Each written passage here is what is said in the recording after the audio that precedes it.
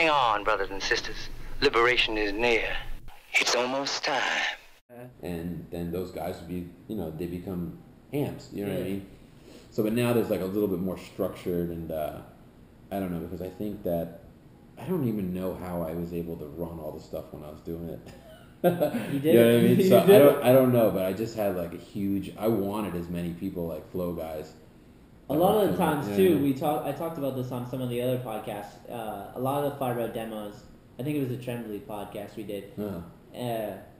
We would just load up a fucking car. We'd load up Bob's car with like as many people as we could, right. whether they rode for Fiveboro or not. Right, yeah. And we're like, we're going to fucking Fiveboro demo. Yeah. Let's do this. And I actually, with All I Need, with my brand, I kind of stole that format. Yeah. I bring a crew with me. Yeah. I have the set team, but we have crew of people that, and some of them skate in the demo too. You know what I mean? Right. Like, No, that is totally. You just said it. It's like, honestly, like when we would leave from the city, like, and I know there was like 2 extra spots, and everybody felt like, oh, I get to actually chill in the van or something like that. I'd be like, no, let's pack it. Let's always pack it because it's just always better. You know what I mean? It brings an energy because even if you're doing demos and like being a small brand like me, sometimes people don't show up. Like they don't even know. You know what I mean? Like, right. So if you bring a crew and you guys are all having fun, it doesn't matter. The energy's there. The shop feels it. Right. People feel it. It attracts people. You know what I mean? So I feel like that was something that I stole from Fiveboro personally with my brand is just trying to have a good crew of people that want to be a part and like what you're doing and keep it positive and happy. And it's rad, man.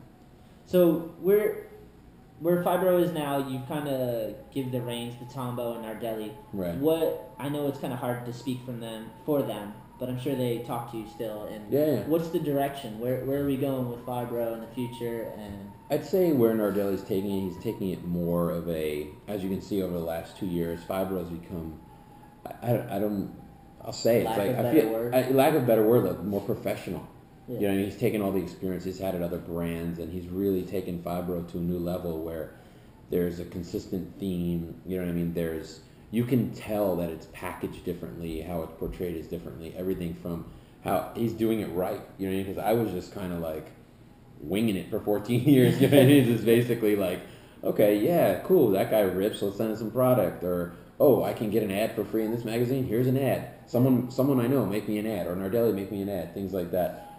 So I think it's the last 2 years have definitely been a time of like super fine tuning, whether it's with product. Like if you look at the new product, like all the hats and the designs and everything, it's just more cohesively, like it's all together as opposed to before where it was just like random.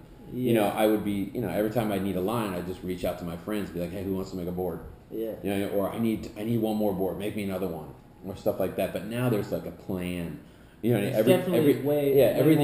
everything from sales to product to marketing to the video. Like just think about those little clips they did. They did the night clip and the day clip. Yeah. Like that is like so next level. Something that, maybe I would say the equivalent of that for me was like doing stuff with Super 8. Yeah. You know what I mean? So that's their Super 8. Oh, okay. You know what I mean? Like, because to me back then, doing some dope skateboarding clip was like Super 8. Yeah. But now it's like, HD. For sure. You know what I mean? So I'd say it's like, it's just something that is, for Nardelli, it's full time, so he has his full attention, to that, attention to detail, everything. I don't know, I'd just say it's more, it's more professional, there's more of a plan, and it's something you can totally see. You know what I mean? For me, people tell me all the time, like, damn, you know what I mean? Like, stuff's looking good, it's cohesive, everything from the site to the boards to everything. It's just, it takes time. Definitely like it takes time to build up to that, for sure, definitely. Man. Because you got to start somewhere, and like you said, you got to make mistakes and all that. And so it definitely takes time to get up that, and it's where it's at now is pretty amazing. Yeah, it's amazing. For sure. Yeah, it's awesome. Man. I'm psyched, and they've done an amazing job, and the dedication is ridiculous. You know what I mean? It's like, And we're gonna put you in the hot seat for a second. Okay, we're gonna put some pressure on you. Rams, you ready for this? Good. What's up with Jimmy? What's going on? Jimmy McDonald? Yeah, not just us. I'm sure a lot of people out there. What's up with? I don't know. That's a good question. What is up with Jimmy? Where's the board? I want to see a Jimmy board, dude. I don't. A little pressure. Sweat. Yeah, no. I think that that's actually a better question for Tombo, but since we give him, those responsibilities to the team members, but I'd say Jimmy is like, I think he's fine where he is right now. Yeah. Because anybody that, if he wasn't fine, he'd have a conversation with us. Yeah. You know what I mean? So I think he's still working out like, okay, because he had a good trajectory when he was riding for S. You know what I mean? And things were going good, and then they went under. And then right now, I think he's getting flowed by Huff. And some people have asked me about him, like, oh yeah, we're thinking about him for this brand, that brand, whatever, as far as like footwear. Yeah.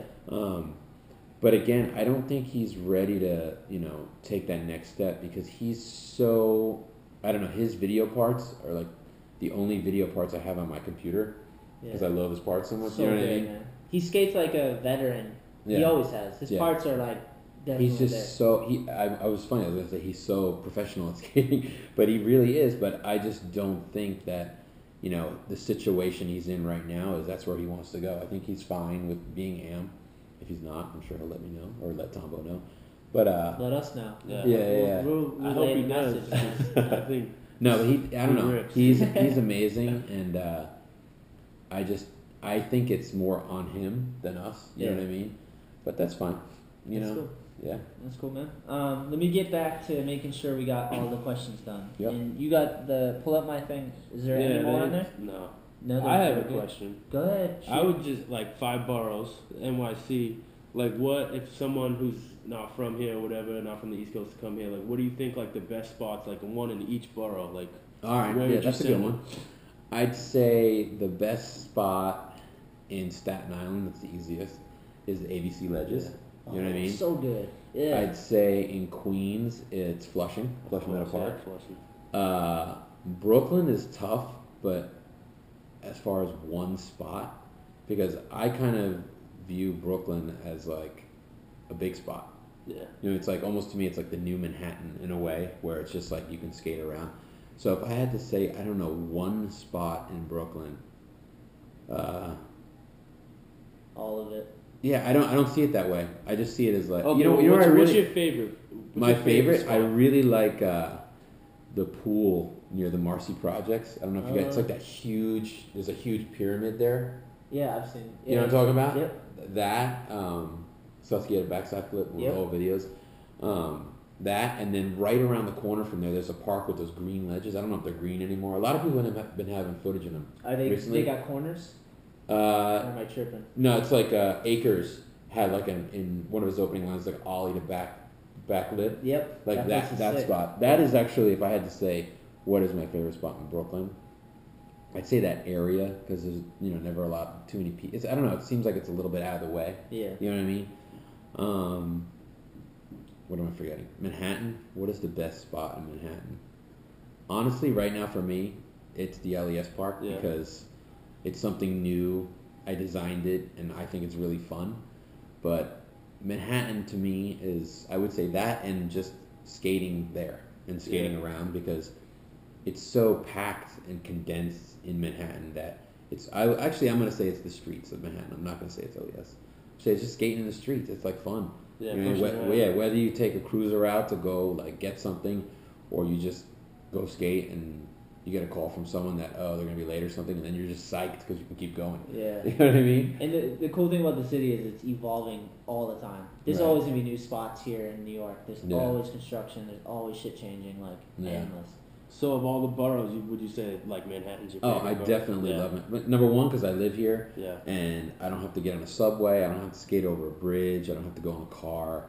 It's like I can literally just step right outside my door, and I can just cruise around. Whatever. It's just there's so much like right here. Yeah. I live on Broadway, so it's like so close. I can go downtown. I can go up Midtown. Whatever. Just there's so much, but I'm trying to think like what is the one spot that there really isn't. What about food spots? Since we're in New York, and what's the pizza spot? Pizza spot is Joe's Pizza. It'll always be Joe's Pizza. That was the one in Spider-Man. Yeah. But it's not on the corner anymore. They had to move it because the rent went up. Famous Joe's, is that right? Yeah. Famous Joe's. Which Spider-Man was that? 1 or 2? One of the Spider-Mans. The one where he was a delivery guy. I think it was 2 maybe. The one we used to eat at all the time. It was in that movie, and I remember watching. Knots. What's that? The garlic knots. Yeah, they're all. I mean, everything they crank out is good. But I was watching a movie and I was like, I know that fucking place, dude. And it came back. Right, I was right. like, yes, that's it, dude. Yeah. That's Joe's, man. So as far as pizza, I'd say Joe's Pizza. I'd say, I don't know. I am very, you know, I could tell you every pizza joint. You know what I mean? Yeah. But I'd say in Manhattan, you got Joe's Pizza. You got Two Boots right across the street here. Oh, we walked by it. You know what I mean? You got Adrian's Pizza downtown, which is on Stone Street, which is a little more formal place. You can eat outside. It actually kind of reminds me of Boston because it's like has a brick street and it's like kind of small old buildings. So it's like awesome. Really old. It's pretty cool. It's awesome. Where else? You got the place that was just shut down because it had mice. So that place It's is called good. John's Pizza, but it's pretty good. Dude. It was pretty good. And It's New York, everywhere. Yeah, has I know mice. everywhere has mice. You're crazy if you think that it doesn't. What I about- like Spunto, Gruppo, those pizza joints. There's one in the East Village. There's one on Carmine Street near Joe's. What about bagels? What about bagels? Bagels? I actually am not into bagels anymore. I don't know. I feel like You switched out? yeah. I remember I used to eat bagel all the time every Yeah. day, but I feel like something happened like 10 years ago or 12 years ago, where bagels they must make them different or something. Stop Yeah. using. Or they don't use like a certain kind of fat that was like a fat that you can't use anymore or something. I don't know. Like I feel like actually, and the funniest thing that you asked me is I actually ate a bagel today for the first time in like 5 years. He's I did. coming back. No, I took my son to a soccer class this morning, and after that, he's like, "I want a muffin," and we just happened to be at like a street vendor guy, Yeah. and he's like, "Oh, give me a muffin," and he's like, "You want anything?" I'm like, "I'll take a bagel." I fell in love with bagels because I wrote for Fiveboro. Right, I don't right. think I ate that many bagels until I came here. Right. Fucking bagels Because every it's a day. cheap thing that was like huge, Fills you up. that you would just get like two of them, eat one right away, eat one later. Yeah, no, it was the best. What about your favorite like street meat? What do you go to? Say you Street meat? like random vendor. Do you even fuck with those? I really don't, man. I don't. I honestly don't. I honestly, I like. If it's there, I love churros. Yeah. Like those things. If yeah. I could find that, or like when St. Gennaro Festival, I love those churros. But like my favorite restaurants, I like Cafe Orlin, which is on St. Mark's. Shake Shack. Shake Shack. I went there Monday. Which one did you hit up? I went the one down Tribeca Yeah. because my kid had some class down there. Ramsey worked at Shake Shack. Yeah, I saw him. Okay. The one there, the one you worked at is like that line's retarded. Yeah, it like is. you gotta go when it's raining or something. Yeah, it's crazy. Yeah, and when you're like it just poured, and then it's kind of like clearing up, but people haven't come out yet, so you can go and just walk up and be like, oh yeah, and then you get. There's a seat. people actually when it used to rain, like you'd see people come up and they'd be like, "I'm not even hungry, but I just had to come because there's no line." Yeah. Yeah. Where else? I love Minetta Tavern. It's dope. I still love the Olive Tree Yeah. Cafe. I used to Dude, speak the on Olive that. Tree. Yeah, I yeah. haven't even thought of that place in years. Yeah. Damn, that's it. What else? I don't know. My wife cooks all the time. I love her food. But I don't know. It's like you're in an area right here where you can go out and there's so many spots to eat. You know what I mean? So, Would you ever live anywhere else besides New York? of course.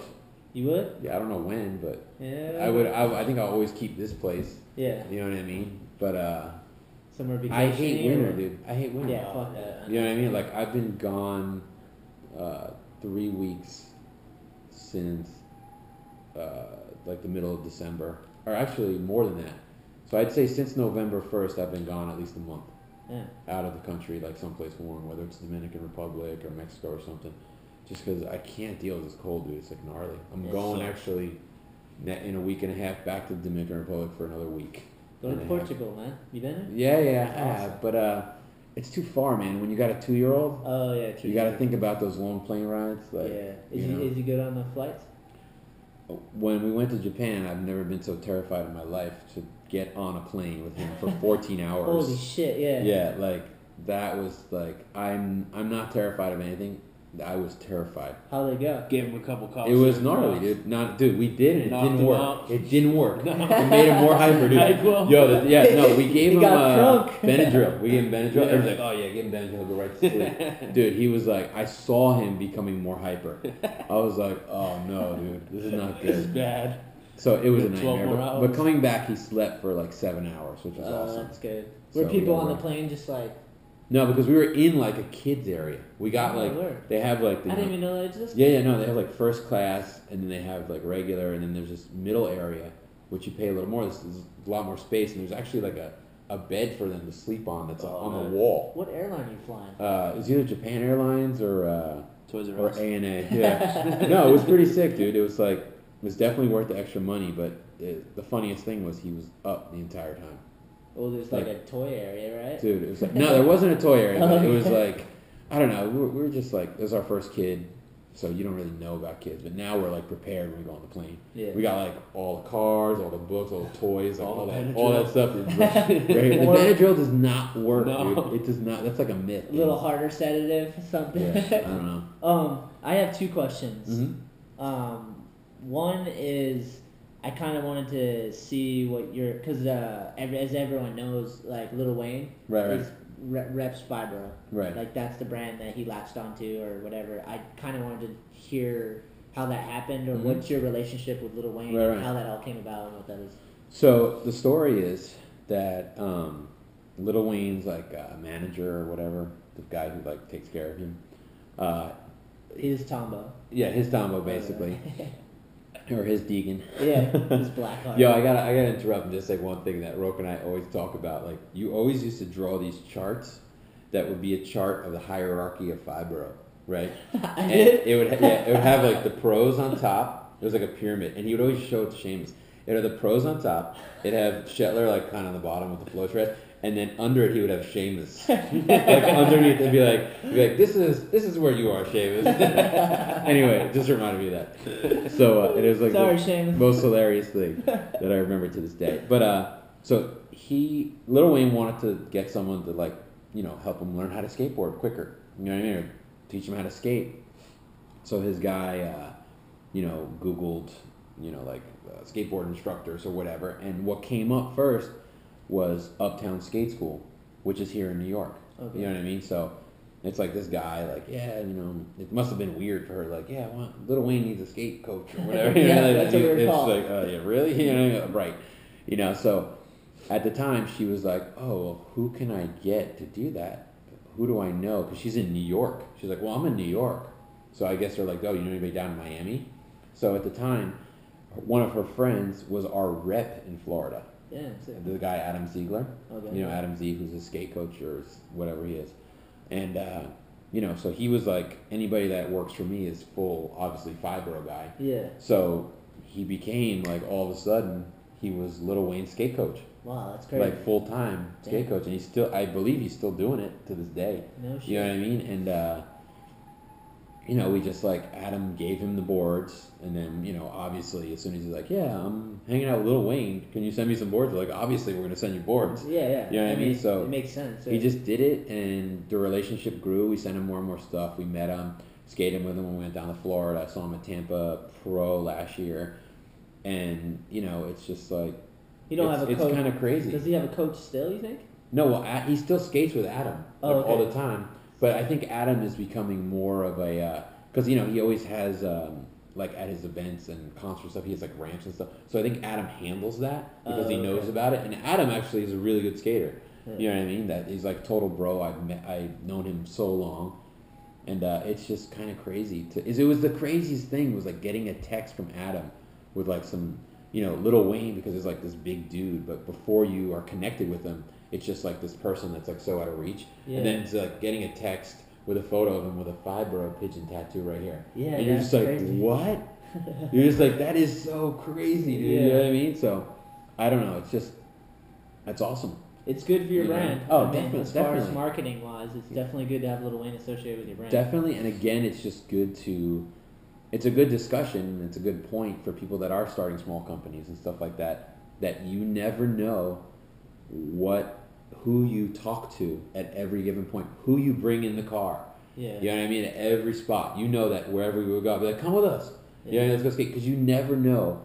Like, the more people you know and the wider your network and your web is, the better chance you have with your brand as far as support for your brand, because people will know that brand. Yeah. You know what I mean? I think it's like, to me, honestly, it's like the most important thing is like building that, which is the hardest thing, and then maintaining that. Yeah. But with social media and the way things are now, it's a lot easier to maintain, because back then, think about it, it's like you have to call everybody. Yes. You can't, you know what I mean? You can't. So it literally was talking to people all the time, writing them a letter, whatever it was. Now it's like so quick and it's all in your pocket. Yeah, the ability to do it. I don't know. Like if I think about it now, I can just put one post on Facebook and get like 5,000 people to show up to an event. Yeah. Because I know if I send out an invite, all these people will see it. They'll share it. Like it's kind of crazy. Like now, like back in the day when you did an event, you had to announce it like 2 months before.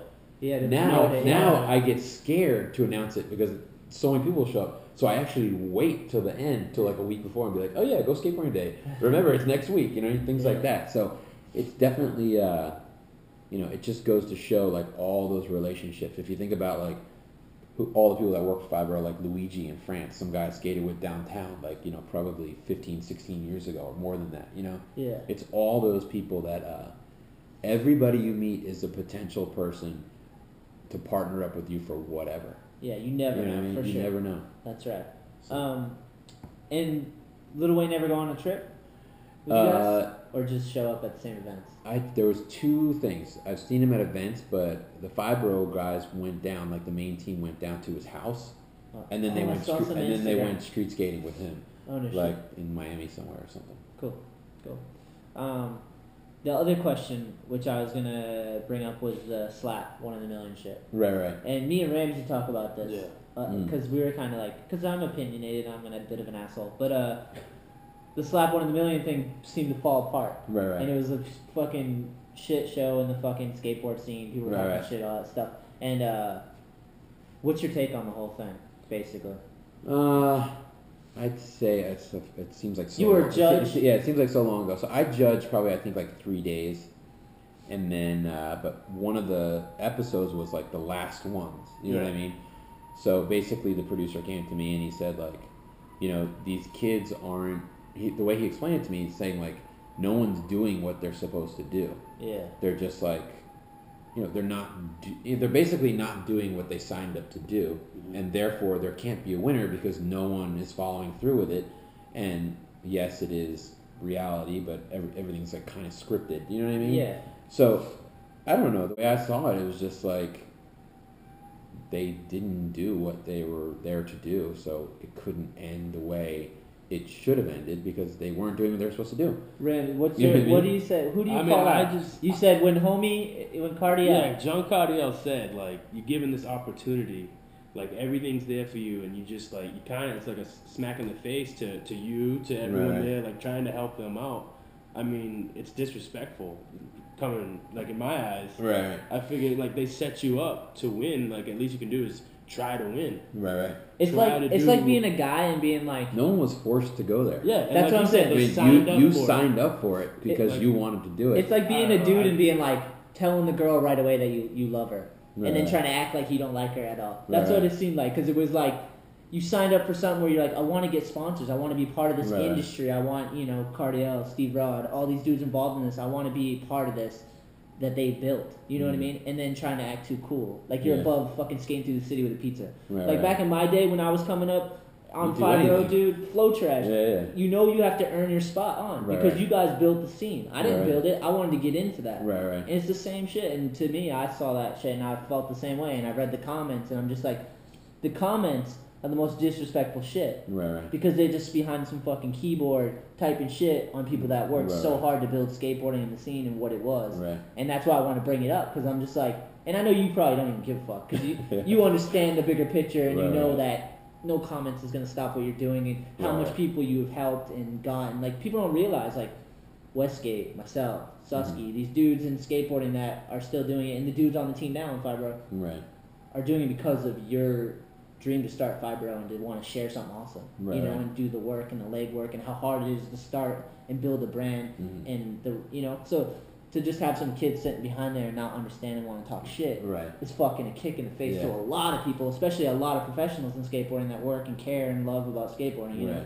So that was one of the reasons I wanted to bring it up. And I don't know if you read the comments or if people said them to you. Not really. Yeah, I didn't. People asked me about it, and I kind of like, at first I didn't even know what they were talking about. I was like, what? What happened? You know what I mean? And I was like, oh, well, because the way I saw it, I'm sure that everyone has a story and everybody obviously has a point of view because everybody's looking at it from a different part. but I'm so close to it, so I know the real story because I was there. Yeah. You know what I mean? So I already know, so there's no question. If someone writes about it, it's like, what? You know what I mean? And I know someone like either gave me a Facebook post or something, and then they're like, what? And I was so confused. I was like, what?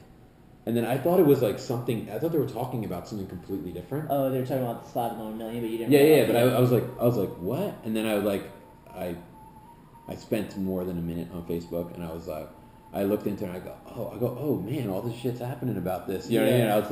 I was like, that's kind of crazy. But then you just realize it's kids that are just don't know about it because they weren't there, and like I don't know. But it happens every time.